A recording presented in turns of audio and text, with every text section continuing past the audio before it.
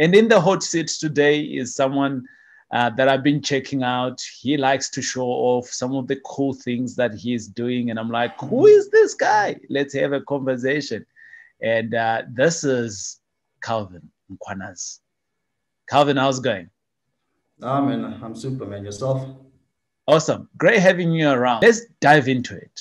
Who is Calvin? What do you do? What's your story? You look like you're in real estate, but just give us your background. Who are you? Yeah. Thanks, Tori. First of all, thanks for the invite Sure. to your show. Yeah, Calvin Kwanazi, born in Soweto and later raised in Orange Farm, township of Orange Right. Farm. Yeah, done the schooling and all of that. And yeah, later pursued a career in accounting. So I studied and qualified as a chartered accountant, Yeah. and yeah, operated for that as a chartered accountant for some time. But in the background, um, I mean, the property thing was always there, you know. Back when in my studies, because I studied at UJ, University of Johannesburg. So, and in those years, I actually lived in the commune. So there's a lot of communes that cater for students in and around the UJ area, Wits area.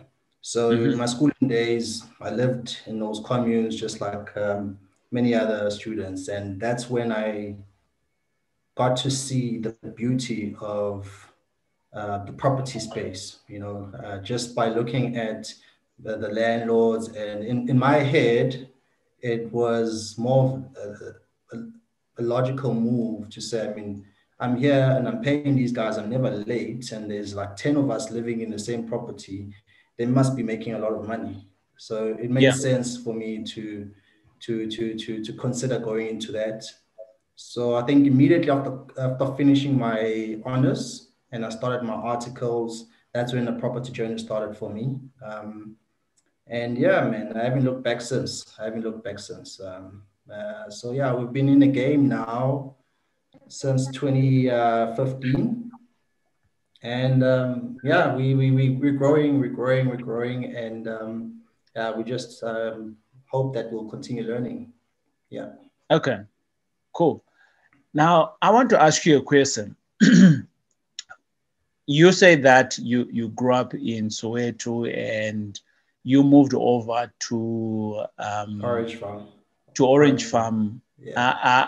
I'm personally familiar with all of those places. At a point, I had a project not far away from Orange Farm in the area called Ekenhof, and that's kind of like the low LSM areas, and we can easily say that's one of our poor markets within our communities. People would look down on terms of Orange Farm. So if you're growing up on Orange Farm, your next possible job is to be a cleaner at someone's house, or you probably being a gardener in someone's garden, or you're going to be working at a shop right somewhere. For you, the journey didn't go that way. Instead, it went into hard learning, doing something that's amazing. Well done again on your degrees and things like that that you've acquired in terms of education and being a CA.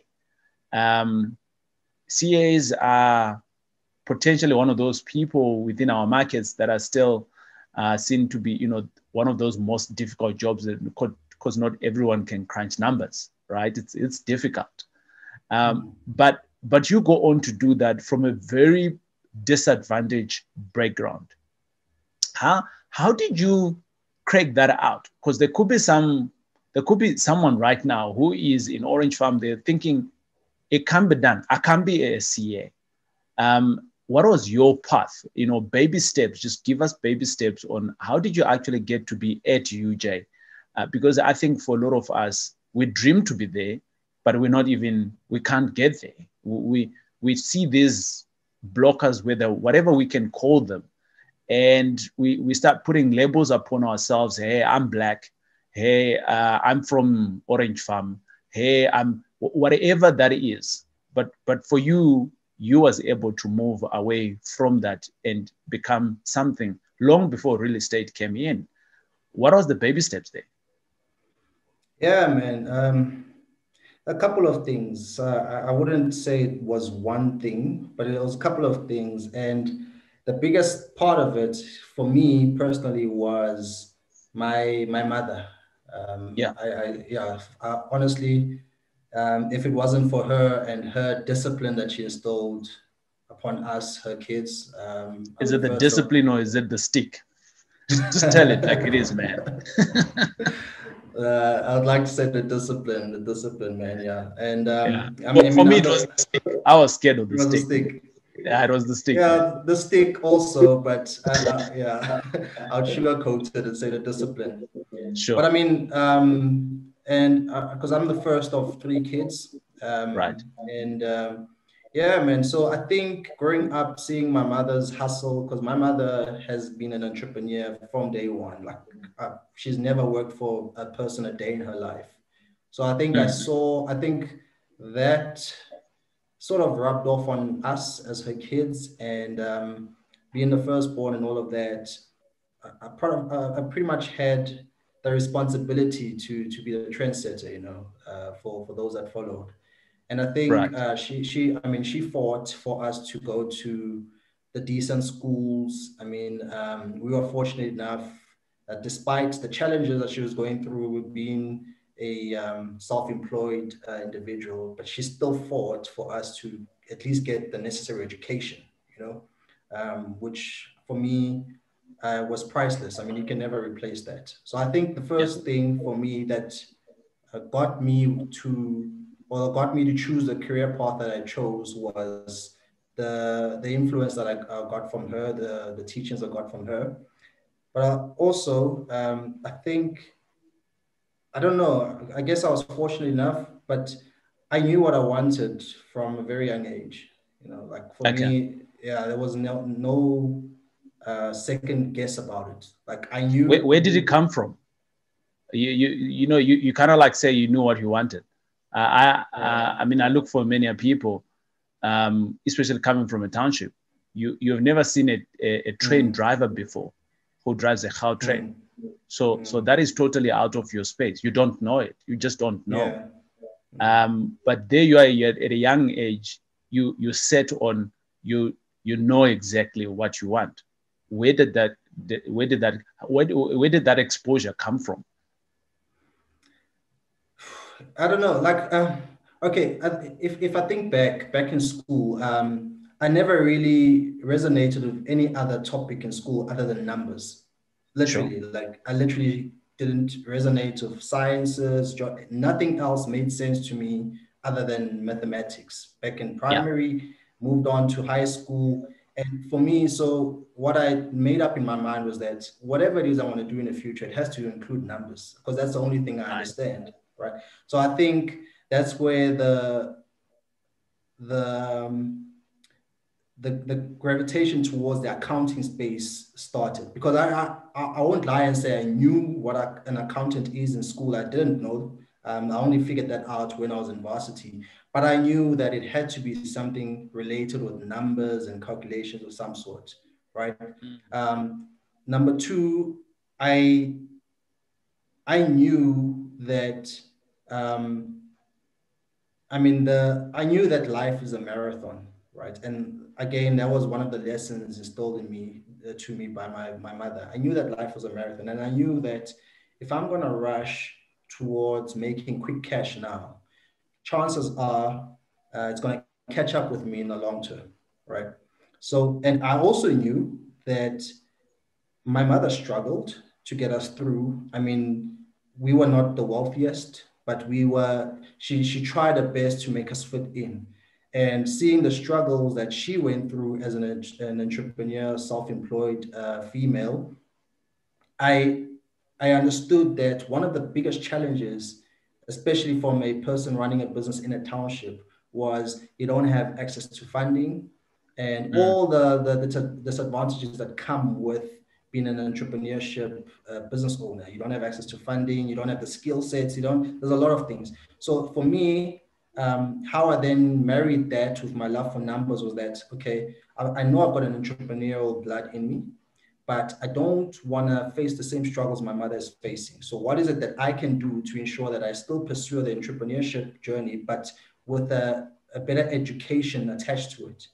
And when I started learning more about what accounting is and what a CA is, for me, how I interpreted that was that, okay, here's a way where I can understand business and still in the long run venture into entrepreneur, because I mean that's been the ultimate goal. I always wanted to be an entrepreneur and run my own business, but I needed to understand how the management side of it worked.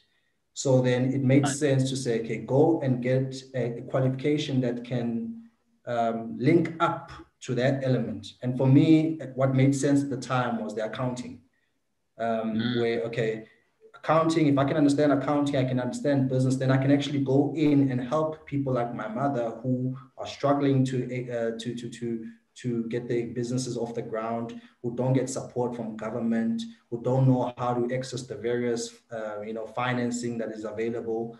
All those disadvantages that she and people like her are facing, I now have an opportunity with this qualification to come back and say, listen, I now know why your business is not working. It's A, B, and C, right? So for me, like I said, it all goes back to my mother and how she brought us up and what she was doing to make ends meet, which then ultimately turned out to how can I make that situation better for her and people like her. And and long story short, accounting was the answer. Good. You speak of the struggles that you experienced. You're saying that we didn't have enough, and and all of those things. And for me, I almost want to say to you, I think only when I was a grown up and I started seeing other people with cars and other people staying in complexes and things like that, I didn't think we were struggling.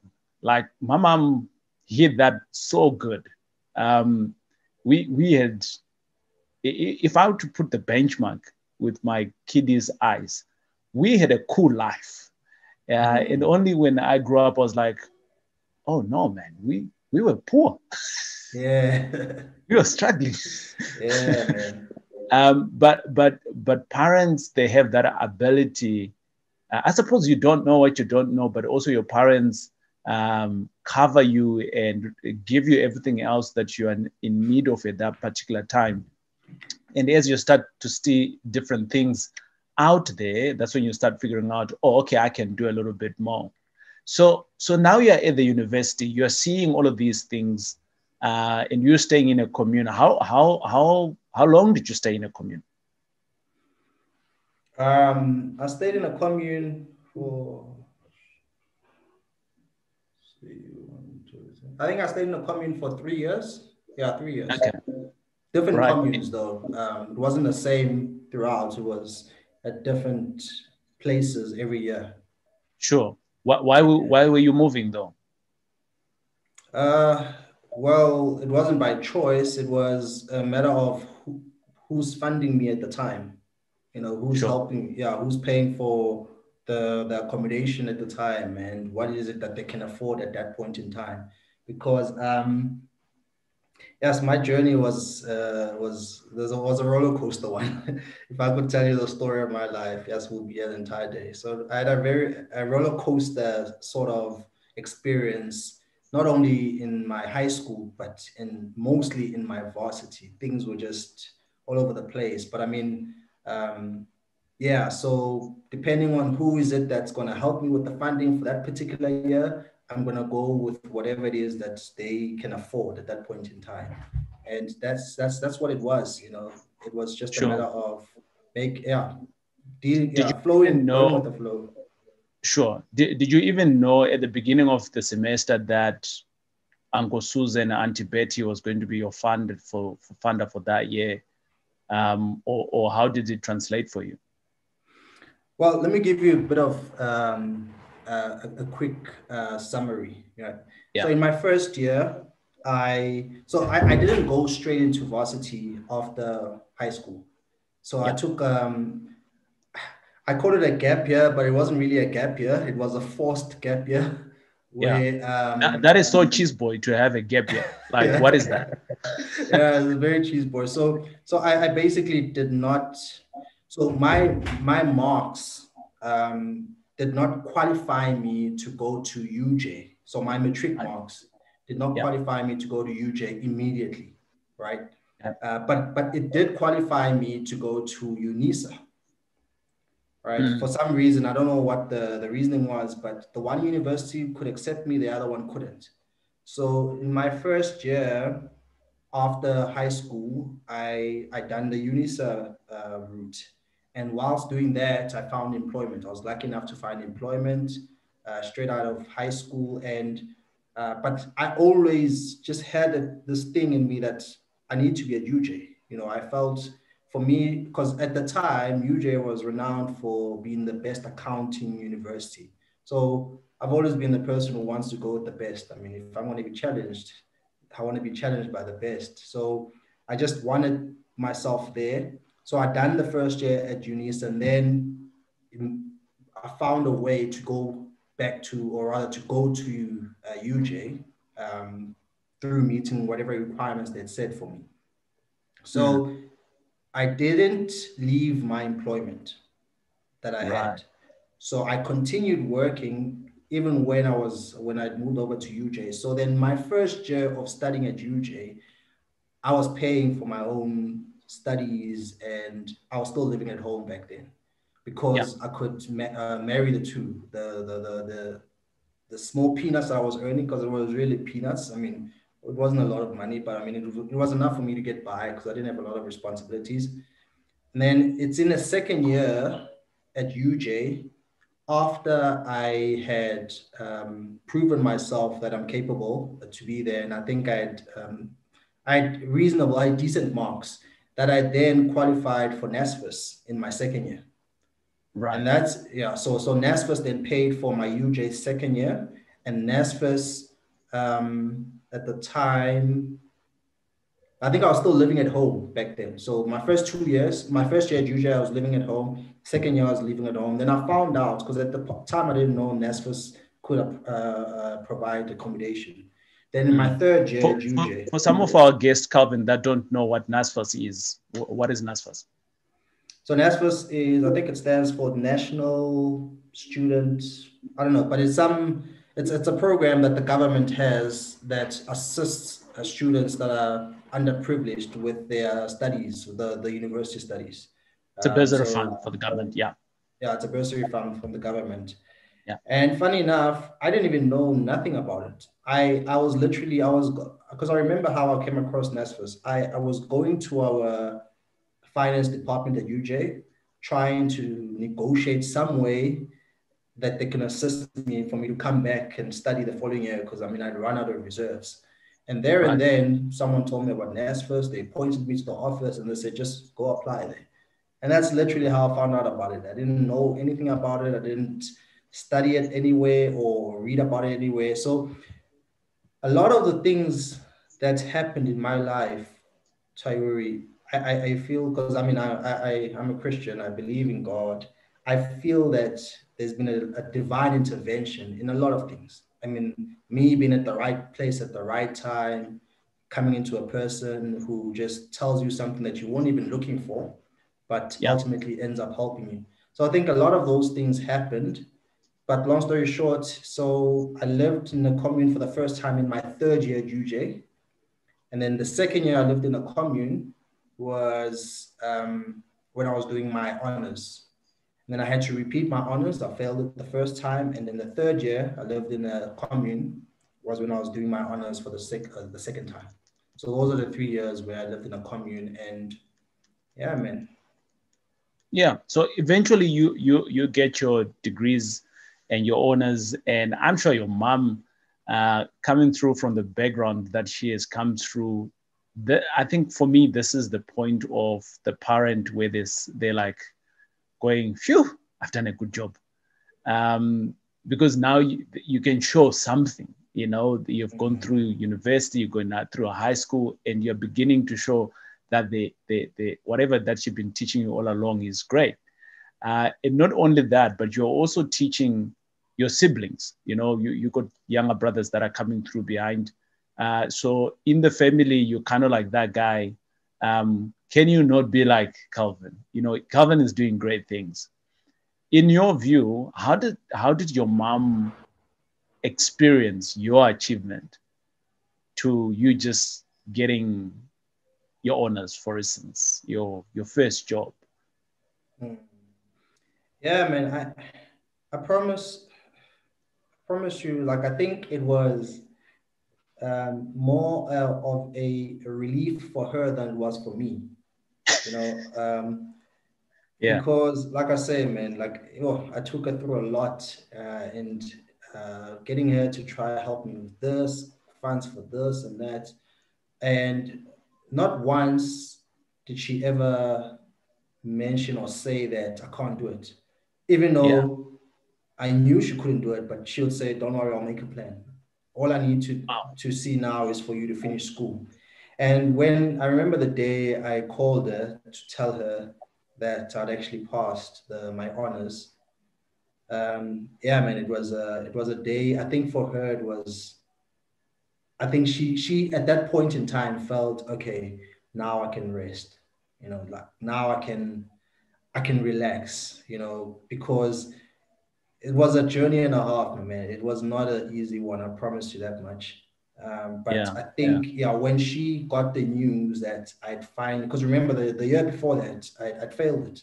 And accounting is one of those courses, or the honors is one of those courses where you fail one subject, you fail the entire course. So you can't sure, come back next year and say, no, I'm just going to do the one that I passed.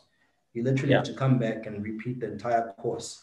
So when that happened, when she got that news, you could sense, because it was over a phone, but you could sense that, um, yeah, man, she felt proud, not only of me, but of the struggle that she endured during the time. So for yeah, yeah, like you can't put in words what the experience was, and hence I took it upon myself to say, okay, she went through that with me. I can't see her going through that with the other two. So I now have to take the baton. It now has to be my role to ensure that the other two, um, have a slightly easier path. Lucky for yeah, me, my sister was already set in her own chosen career, because I have a sister after me, then the last born is a brother. So it wasn't too much of a struggle in that I had two people to, sort of motivate or be role models for, but it was just my brother. yeah. Yeah. So yeah, I, man. I, I think a lot of people, I've seen, I think there's a book, there was a series that spoke to the black text, um, and you speaking proudly of your mom taking you to a different space, and you feel there's no one who's forcing you to look after your siblings in one way or shape or the other, but you feel obliged that you need to do this. What's your views on black text? And by the way, I don't even think that it's black text because whether you're white or black, if the responsibility is there, it's just there. Yeah, I think it goes with maturity. I mean, two people can view the same thing in two different ways. Like you say, some Right. people call it black tax, and I think the connotation around black tax, it makes it non-enjoyable. It makes it feel like now you are forced to help those who got you to where you are. Because like I Yeah. say, I mean, I wouldn't lie to you, I would not be where I am if it wasn't for the support I got from my mother. So now 100%. for me to now then say, oh, this person is now texting me and there's black text and that. For Yeah. me, I think that would be a big slap in her face to say, listen, after all these years of enduring and doing all of this, and now you can't even, you seeing me as a burden in your life. And for me, I've never referred to it as black tax. Yeah. For me, it's a responsibility. I mean, I can choose not to do it, but what would that say about me? And I'm a big believer in gratitude. You show gratitude to those who helped you when they could have chosen otherwise. I mean, she could have been like any other parent and say, listen, you're done with high school. Now go see yourself off. She could have done that. There was nothing stopping her from doing that, you know, and she could have been like any other parent in my neighborhood that took their children to a township school. There was nothing stopping her from doing that, you know, but I mean, she chose to go that extra mile, and I'm where I am now because of that. So for me, my man, it's not black tax. It's not like I take pride in being able to assist. I actually wish I could assist more than I currently am. But for me, it's something that, listen, it's one of the things that are inspiring me. Funny enough, coincidentally, I was having this conversation with my mentor yesterday, and he was asking me, we were just having a long conversation, and this actually came up to say, I think he asked me, why am I working so hard? You know, why am I doing what I'm doing? And I mentioned to him, like, listen, I feel like I owe a lot to my mother. And up until I get to a point where she doesn't have to wake up unless she wants to, obviously. She doesn't have to wake up to go hustle or to go, you know, make ends meet up until I get to a point where I can make that fine for her, then I can't stop working. You know, I just need to continue. I know the time will come when I've realized that dream, and up until that happens, I just need to keep on pushing. Okay. Yeah. Yeah, I get where you're coming from. You know, for me, I was abandoned at a young age, and I had parents that took me in. So I've got foster parents, and I said to my wife the other day, you know, the person that I call my mom is not really my biological mother, but here's the thing: she looked after me from when I was around about 3 months up until now. Had she saved all of that money, she would have been Mm. somewhere else. So, I mean, she's 75, she stays with us now. And that's by choice, you know. And I said to my wife the other day, look, for me, I'm just grateful that we're in the position where I don't want to call it giving it back, because you can never give back, you know. But can I just be able to be appreciating of the person who has made who I am today? So totally understand where you're coming from with the black text. And I think that's why I'm beginning to see why I like you. There's lots of parallels between the two of us in terms of how you think, Yeah. how you do things. So great. When did property bite you, and how did it come into play? I mean, you're an accountant. CAs generally, very few CAs go into real estate. They keep into their own circles of being a CA because they're getting paid good. And besides being Mm. getting paid good, in our market right now, particularly black CAs, you guys are hot cakes, you know. Yeah. Yeah. You are needed in the corporate space like never done before. I mean, you can raise your hand right now and you get a job potentially next week, you know. Mm. But you are choosing that, not that route. You want to press on your real estate. Yeah, man. Like I say, for me, being a CA wasn't the ultimate goal. It was just a means to an end. It's a Okay. step. It's a step I need to take for me Yeah. to realize my true purpose or potential. Right. And I think it differs from person to person. I know friends who being a CA was the ultimate goal, and now they've reached that, they've got very few things to look forward to. And Mm, for me, I mean, to answer your question, like I say, the property bug first bit me when I was doing my honors, yeah. living in a commune. And I Yeah. realized that, listen, for me to realize the potential of ultimately running my own ship, I need to find some form of way of creating passive income. And for me at the time, property just made sense. And like I said, the knowledge wasn't there in terms of property investing and all of that. But how I viewed it at the time, is, I mean, how difficult could this be? I get a property, I get a bond, I get a tenant pays for the bond. After I'm done, I get my income. So for me, it was logic. There wasn't any science to it or anything like that. So it was It sounds very easy though. yeah, well, I didn't have the education back then. Is it easy? Well, we'll talk about that. but I think that's what persuaded me to take up property. You know, Yeah. the thought of having something that will pay for itself. Because like I say, I knew I'm not in the CA thing for the long run. My goal, even my friends will tell you, when I first started my articles, I told them, my target here is 5 years. I'm going to do 3 years articles. I'm going to do 2-year post articles. I want to learn as much as I can in those 5 years. And after that, I'm out. I'm going to run my own stuff. And I didn't necessarily do it in 5 years. I done it in 6, but I mean, I was 1 year, you know, off in terms of my target, you know, because I done my articles 3 years, practiced for 3 years, and then I went out of the system. I'm still qualified and registered, but I'm not practicing as a CA. You know? Okay. And but what has that helped you though in your business? So now you've got your business going on in real estate. And by the way, what do you do in real estate? So we started off within the student accommodation sector.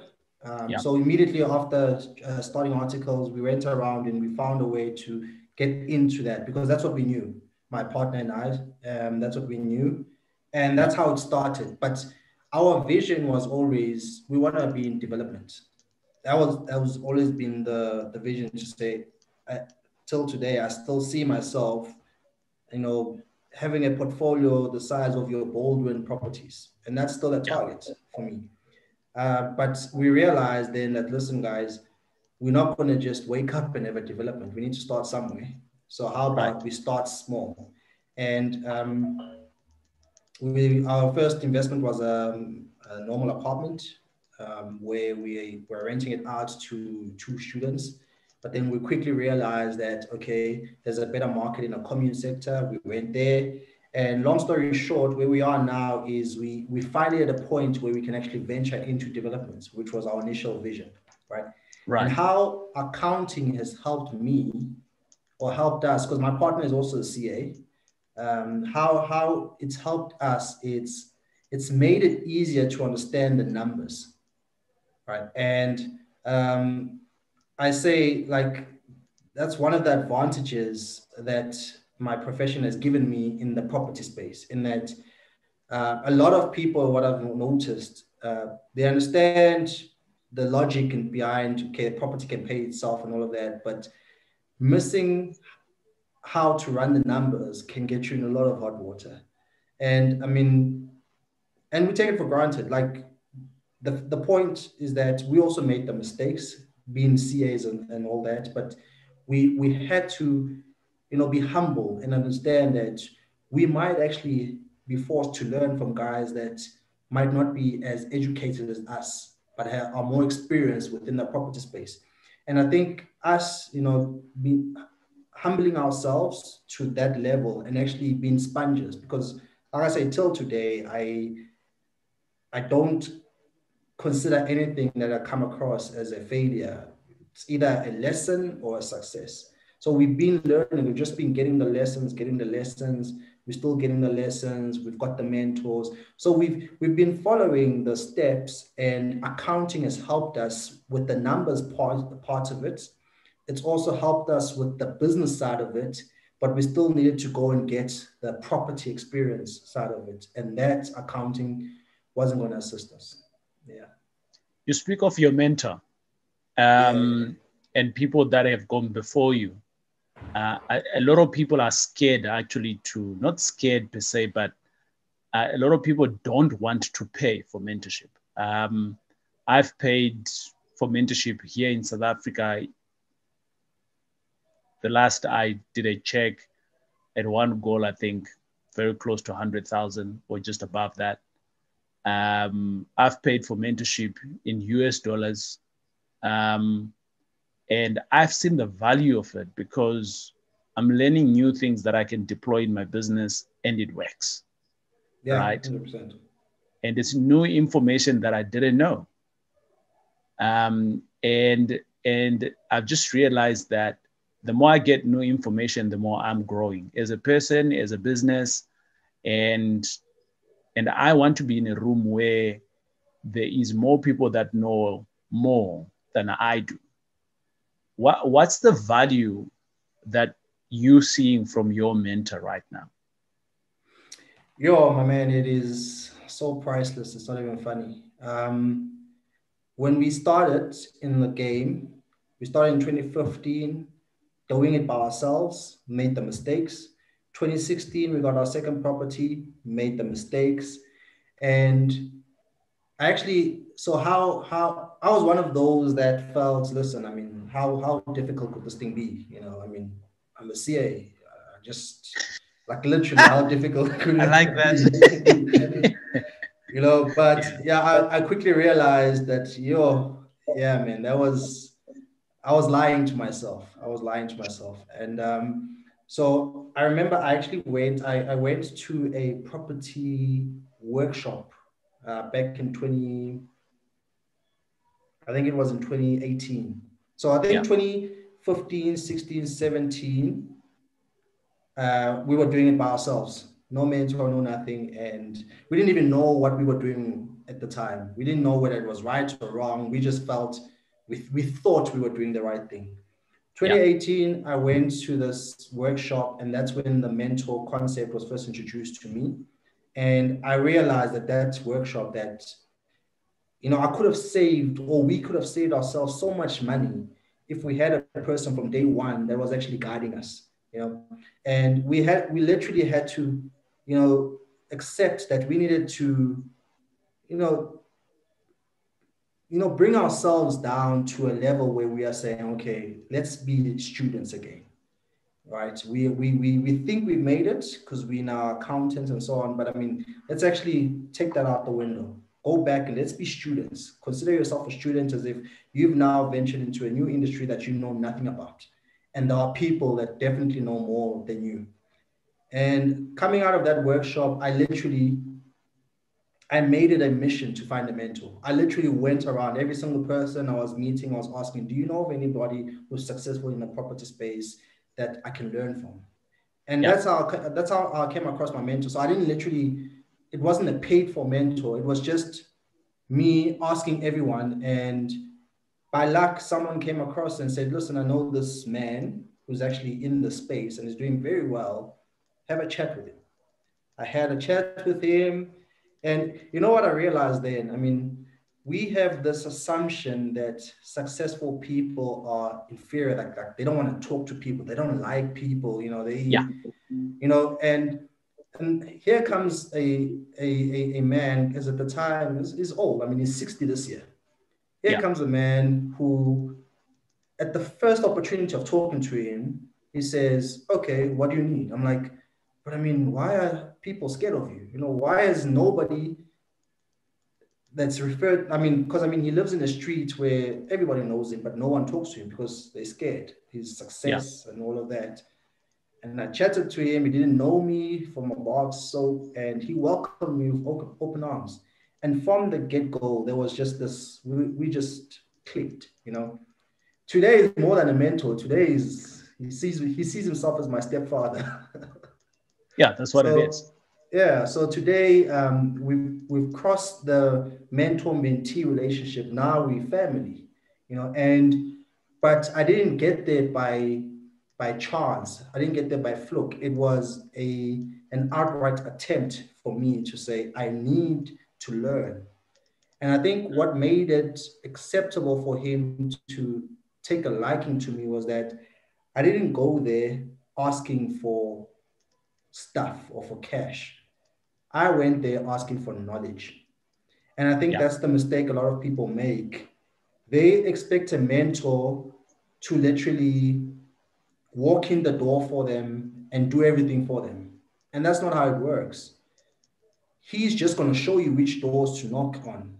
And yeah, then you going into there is then up to you. And yeah, I think Ubab I call him Ubab I call him my old man now. I promise you, since meeting him, things changed for us literally 360 degrees. Like he literally showed us all the wrong things that we had done up until that point. Yeah. And from that point onwards, we never looked back. Like we literally tidied up everything. I mean, we went 3 years of making a mess. And in just 1 year of meeting him, we literally cleaned up everything that we'd gone through in the past 3 years. And today, he's the very same person that's now helped us get into the development space. So for me, and for me, I mean, you say that you've paid money for mentorship, which for me is literally priceless. I mean, another person might say 100,000 is a lot of money, but if you look at the value that you get out of that 100,000, you can't monetize it. You literally can't put a value to it. And my approach was, like I say, he didn't physically charge me. Yeah. But what I rather done is I said to him, listen, how can I be of assistance to you? I'm an accountant. I know the numbers. You know the property space, right? Can I not maybe do your books for free? Yeah. Yeah. And that's the value I'll then bring to this relationship, because you also don't want to be a person who's just, you're just taking, you're not giving anything back. So I think my approach and why he ended up taking a liking to me was I came there with saying, I want to learn, but I can also offer this. Yeah. And lucky for me, it was a service he was in need of. And today the relationship is unbreakable. Yeah. Where are you in your business now? The property business or my own business? The property business. We've just got into developments now. We've Good. just got into development, and that's the next phase. Like I said, we started off in student accommodation, and with the intention of going to developments, and we literally just got introduced into developments this year. Yeah. Cool. Are you still employed or you left the job? No, I left the job. For another reason. I didn't leave it for property. I left it for another reason. But I'm no longer in practice. So here's the thing, right? And this happens quite a lot with mothers that have taken through their kids to the level that you got to, or even not even that, but just from a parenting perspective. And you probably think that the pinnacle of this is going to get a job and you're working somewhere else. And your child comes back home and they say they're not going to be working anymore. How did that conversation go with your mom when you said, I'm not going to work anymore and I'm chasing this real estate thing? Yeah, I mean, like I say, man, my mother is one of the most supportive people you'll ever come across. Wow. The first question she asked me was, is it what you want? And I said, okay, yeah, that's what I want. And she said, if it's what you want and it's going to make you happy, go for it. No questions asked. Wow. Nice. No question asked. So, and I think what made it easier, like I say, is that she's never been an employee. So I was fortunate enough to have a person who's seen it from the other side of things.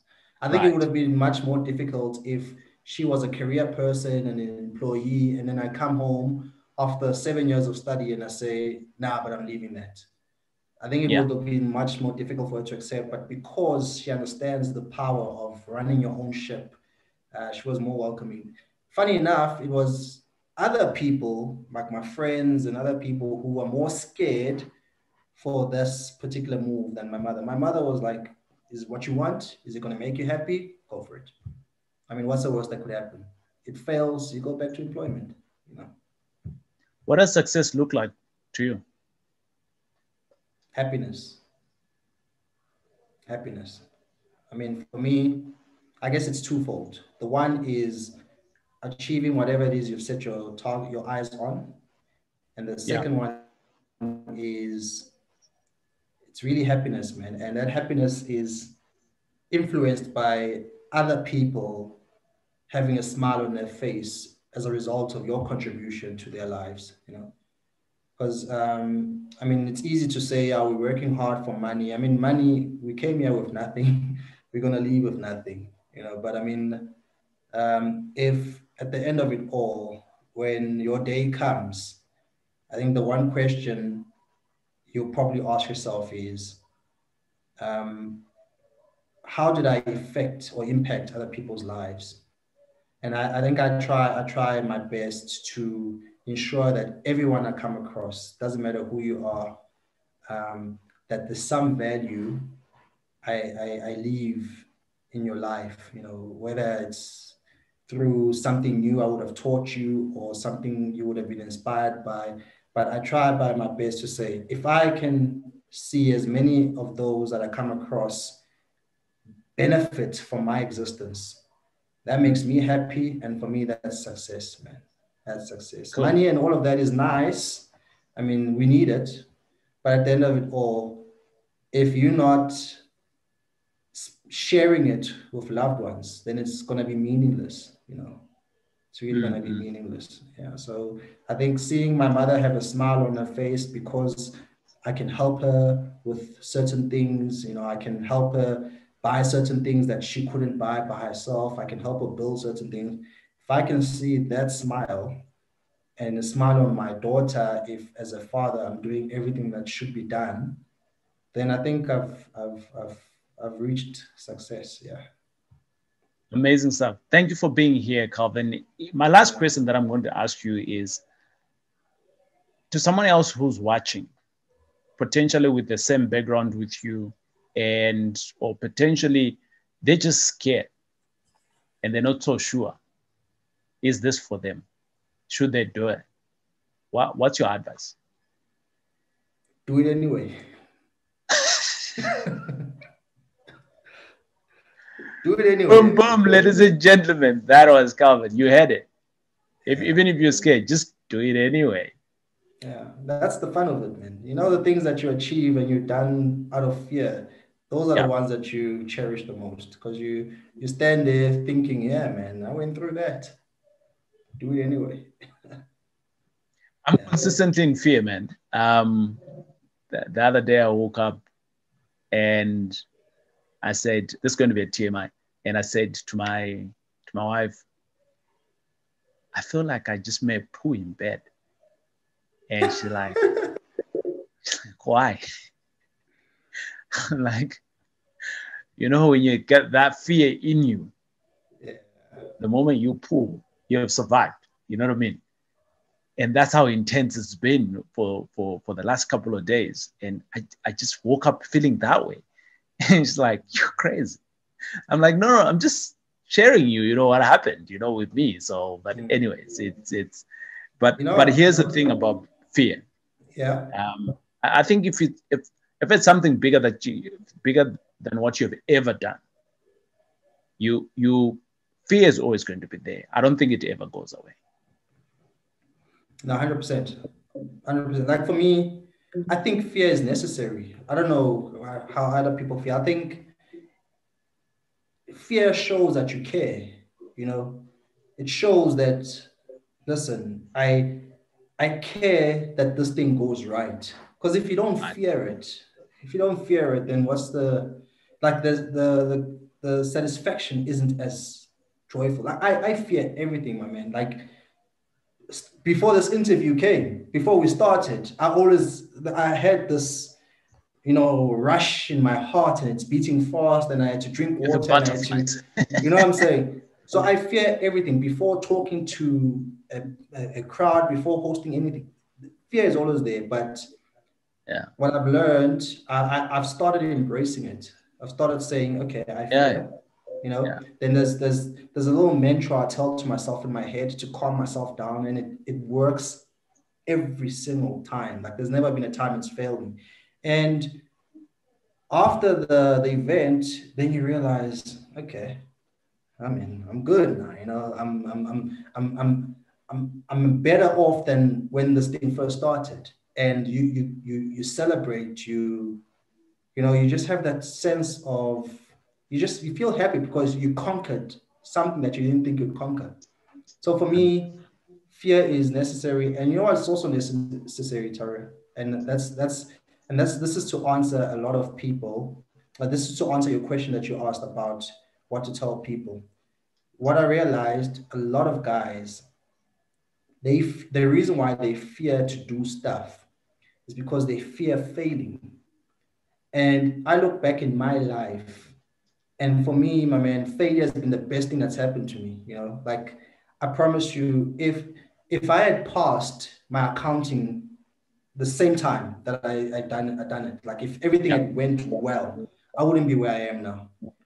All those failures that came by, all those stumbling blocks, every single thing that didn't go as planned the first time, it made sure that I go back to a drawing board and realize that, okay, this is not how to do it.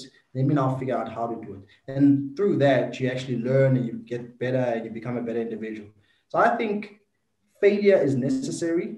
You don't learn a lot from your successes, but I mean the failures. If you're the type of individual that says, listen, I failed once, it's not going to happen again. Now you're going to go out of your way to ensure that you learn as much as you can so that you don't go through what you just went through. So I think all of those things are necessary. And a lot of people that don't start, a lot of people that are afraid to start, they're afraid to embrace failure, you know. And funny enough, I was having this conversation with someone yesterday, and I was saying that there's a big confusion between failing and being a failure, you know. Right. Just because you're failing at something, it doesn't make you a failure.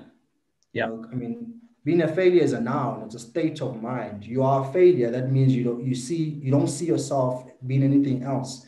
But if you're still failing at something, it means it can still change. It's a doing word, it's a verb, you know. So if I say to you, go to Durban, and you have no idea which direction Durban is, and you just start walking and you're walking and you're walking, even if you're going in the wrong direction, at some point or another, you're going to realize, okay, this is the wrong direction.